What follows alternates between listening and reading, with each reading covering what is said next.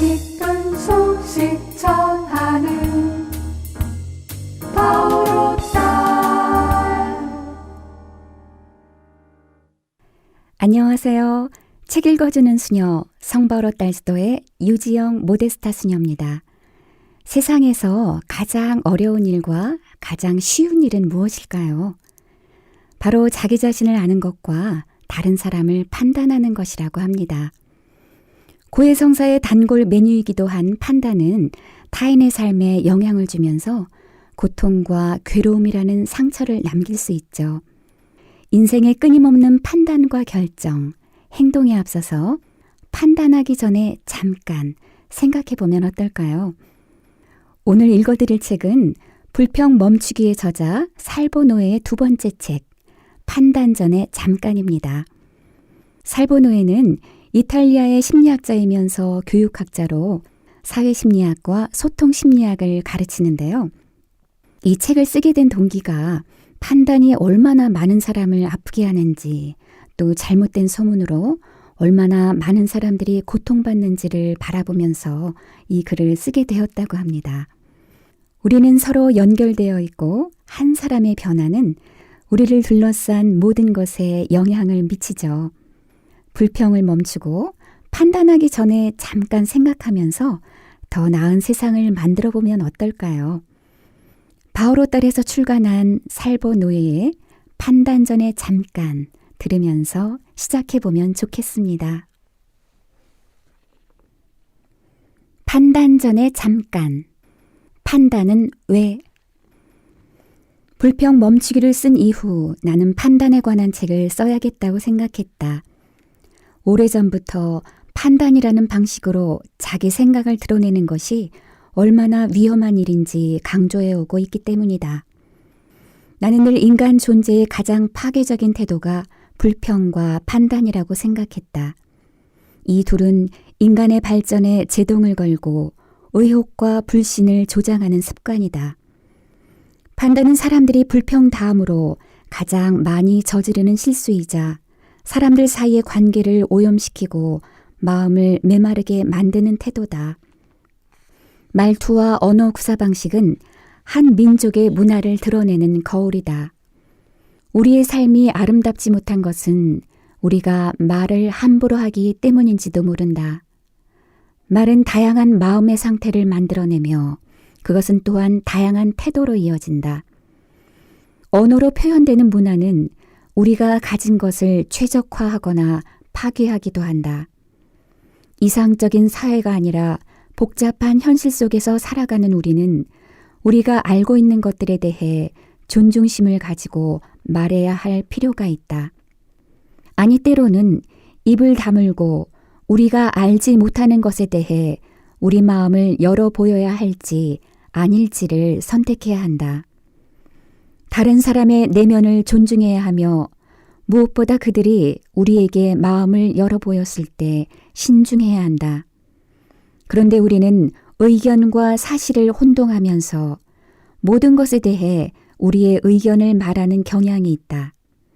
어디선가 주워들은 것을 말하는 사람이 있는가 하면 상상한 것이나 자기가 알고 있다고 생각하는 것을 말하는 사람도 있다. 다른 이의 마음속 진실을 모두 아는 사람은 아무도 없다.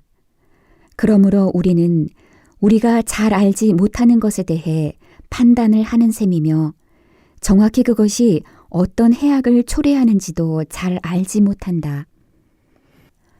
언어가 우리에게 주어진 것은 우리 사이의 이해를 돕기 위한 것이지 혼선을 일으키라고 주어진 것이 아니다.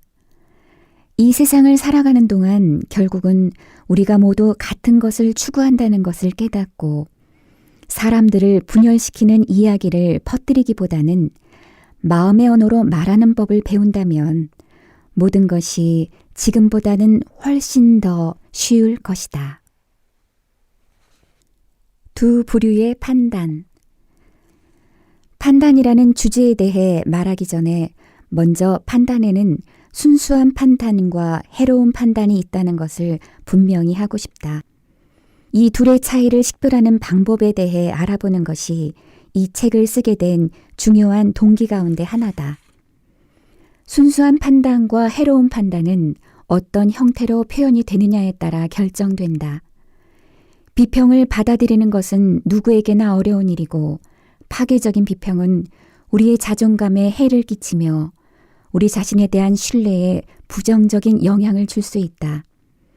어린 시절이나 청소년기에 이런 일을 겪은 경우 그 영향이 더욱 크다. 순수한 판단이란 다른 사람의 태도나 행위에 대해 말할 수는 있어도 그 사람 자체에 대해 말하지는 않는다.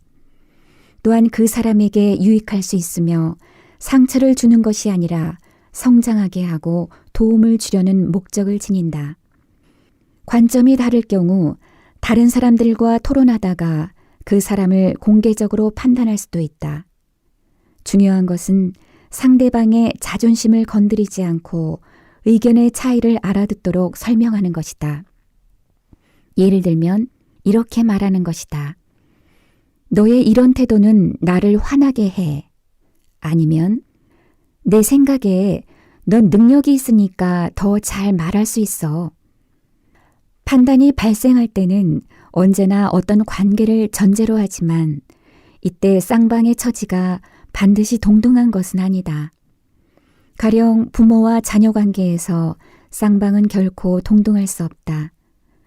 그러나 관계 속에서 각자가 어떤 가치를 지니는가 하는 관점에서는 동등해야 한다.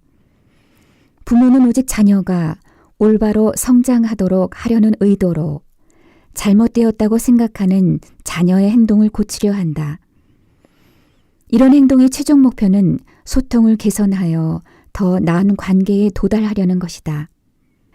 직장에서도 어떤 문제에 대해 가능한 해결책을 제시하며 공개적으로 판단을 표현한다면 신뢰가 바탕이 된 유대관계를 만드는 토대가 될 수도 있다. 반면 해로운 판단이란 다른 사람에게 잘못했다고 느끼게 함으로써 죄책감을 불러일으키려는 것이 유일한 의도인 판단을 말한다. 이런 판단은 상대방의 존재 자체를 공격하기 때문에 그 사람의 인격적인 정체성을 건드린다. 너 이렇게 멍청한 사람이었어? 나 화 좀 그만 나게 해. 도대체 네가 할 수 있는 게 뭐야? 이런 말이 의도하는 것은 상대방을 깎아내리면서 상대방에 대해 우월감을 느끼고 상대방에게 상처를 입히려는 것이다. 뒤에서 말을 하는 것도 마찬가지다. 공개적으로 하지 않는 비판이나 수근거림의 목적은 다른 사람의 좋지 않은 면을 드러내거나 그 사람의 평판에 흠을 내려는 것이다. 많은 경우 우리에게는 얼굴을 마주보고 이야기할 수 있는 용기가 부족하다. 그렇다면 우리는 왜 이런 부류의 판단을 하게 되는 것일까?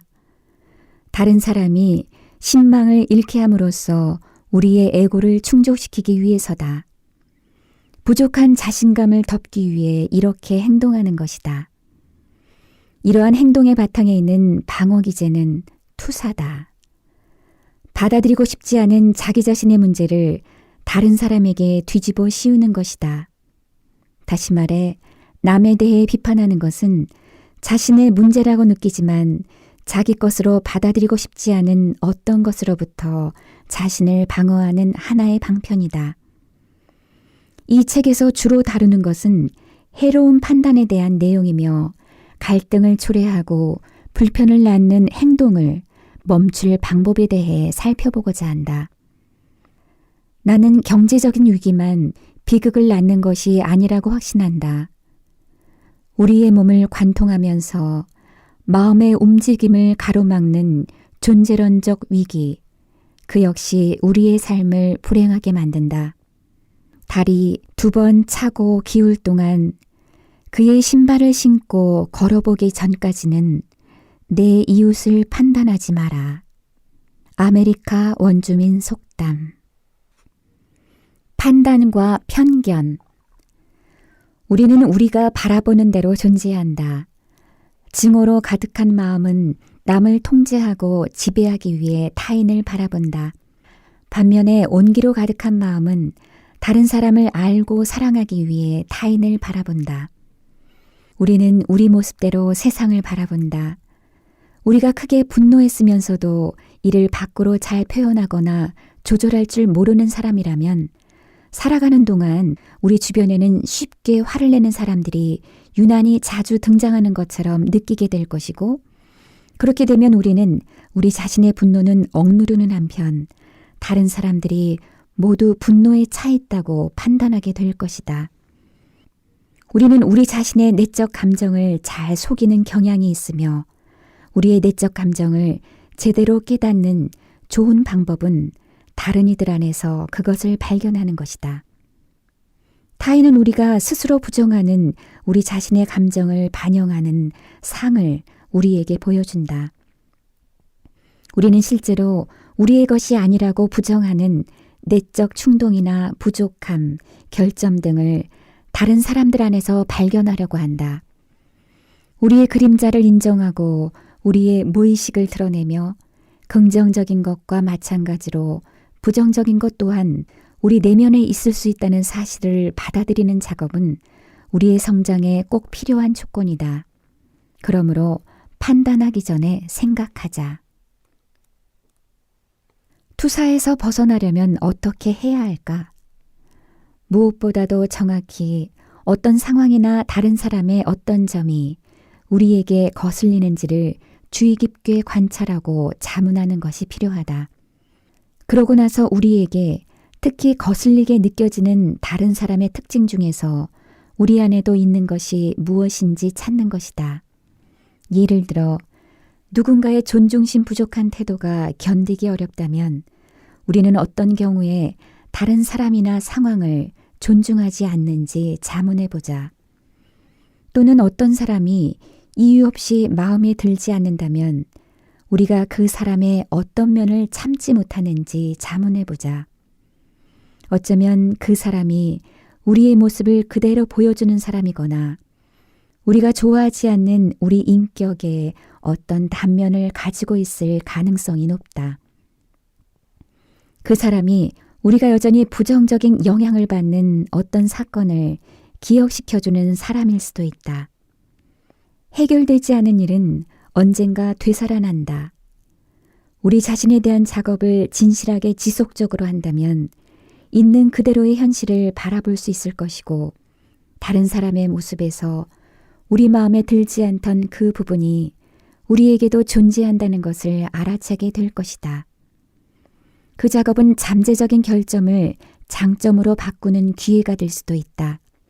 공격성은 단호함으로 바뀔 수 있고 질투심과 소유욕은 조건 없이 사랑하는 능력으로 바뀔 수 있으며 두려움은 지혜로운 신중함으로 비굴함은 헌신으로 바뀔 수 있다. 시기심은 다른 사람의 좋은 점을 칭찬하는 태도로 바뀔 수 있으며 경직성은 어떤 결정을 내리고 원칙을 수호하는 데에 필요한 굳건함으로 변화될 수 있다. 40일 동안 판단을 자제하기. 40일이라는 시간은 영성적 관점에서 매우 의미 있는 시간이다. 예를 들어 육신을 정화할 필요를 느낄 때 우리는 특별한 식단에 따라 40일 동안의 기간을 이용한다. 누군가의 육체적 건강이나 심리적 건강을 위해 기도하기를 원할 때도 40일 동안 기도한다.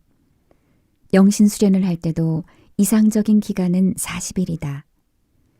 주님 부활 대축일 전 40일 동안의 사순시기의 목적 또한 정화와 기도와 묵상이다. 그리스도교 신자가 아니더라도 종교를 막론하고 영적 훈련을 하고자 하는 사람에게 나는 하루에 5분의 시간을 할애하라고 권고한다. 이 훈련은 매일 같은 시간에 5분 동안 자기 자신과 머무르는 것이다. 깨우침을 위한 활동은 지나치게 빈번하거나 무질서하면 효과가 반감하거나 효과 자체가 없어질 수도 있다. 따라서 마치 전투에 나서는 것처럼 단 하나의 목표를 향해 에너지를 집중시켜야 한다. 이 훈련의 목표는 날마다 최소한 5분 동안 자신에 관해 기억하는 것이다. 자신의 의식에 대해 통제력을 유지하는 것이다. 이것은 깨어있는 것을 인생의 목표로 삼는 사람에게도 쉽지만은 않은 일이다. 그러므로 단순하게, 그러나 온 마음을 다해 그것에 몰두해야 한다. 이 훈련은 5분 동안 자기 자신에 대해 전적인 주의를 기울이는 것이 전부다. 날마다 5분씩 40일간 계속하는 것이다. 그러나 40일의 여정을 마친 후 바로 이어서 다시 그 여정을 시작한다면 효과가 줄어들 것이다. 이 훈련은 한 해에 한두 번 정도면 충분하다. 이 작업의 목적은 우리가 부지불식간에 우리의 중심에서 멀어졌다는 것을 알아차릴 때마다 다시 그곳으로 되돌아가려는 것이다.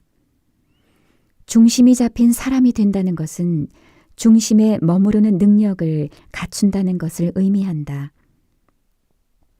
자신의 태도를 스스로 관찰하는 작업이 진행되면 우리의 생각에 얼마나 거대한 책임이 맡겨져 있는지를 깨닫게 된다.